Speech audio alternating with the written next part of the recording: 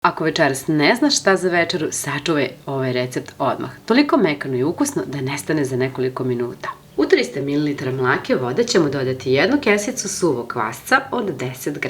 Dodajemo i jednu punu supenu kašiku šećera, a zatim ćemo sve to dobro promešati. Stavit ćemo sa strane dok pripremimo ostale sastojke i taman da malo kvasac odstoji. Ovde sam pripremila 550 g mekog brašna u koje ću dodati jednu kafenu kašičicu soli. A zatim dodati 100 ml maslinovog ulja, može i obično, ali naravno bolje bi bilo maslinovo. Dodajemo sada i kvasac koji je malčice odstojao, a zatim ćemo sve promešati varjačom.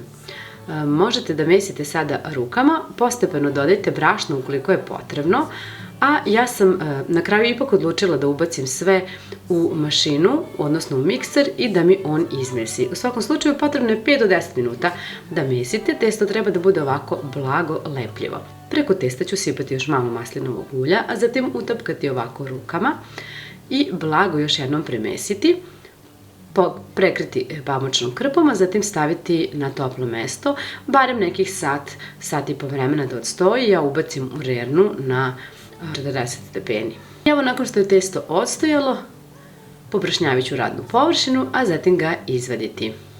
Neću ga mesiti, već samo par puta ovako preklopiti, kako bih kreirala ovako neki pravougaonik.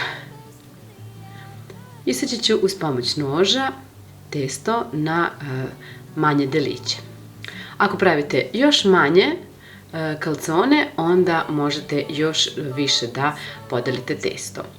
Sada ću svaku ovu lopticu, odnosno svaki komadić testa, još malčice da premesim, malo ovako da razvučem, prstima utapkam i ako treba malo i oklagijom razvučem tanko.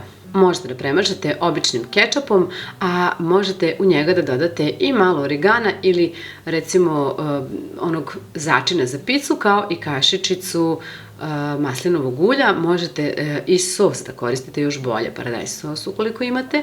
Isto ga tako začinite, bit će fenomenalno. Premažite sada testo. Ja sam dodala malo narendanog kačkavalja, malo šunkice i malo mocarele, a možete da punite čime god vi želite. Potrebno je sada preklopiti, a zatim dobro pritisnuti ivice. Vidite sami koliko je ovo testo mekano, tako da možete da pretpostavite i kako će biti kad se ispeče. Sada ovako uvijam ove krajeve, a možete i uz pomoć viljuške samo da pritisnete, isto tako će da ostane celo. Ređamo u pleh koji smo obložili papirom za pečenje. Kada smo sve poređali, ja sam prekrila krpom i ostavila još nekih 15-20 minuta da odstoje, a zatim ostatkom ovog kečapa premazala. Kečap ili sos.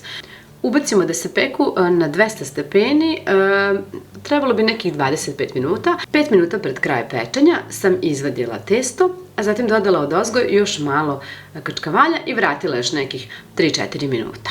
I evo, kada se malo ohladilo, pogledajte kako je lepo, veoma je praktično, mekano je i čak i sutradan mi je bilo onako fino, uopšte se nije mnogo osušilo. Jako je praktično i da ga nosite na put. Ako vam se dopada, pišite mi, ćao!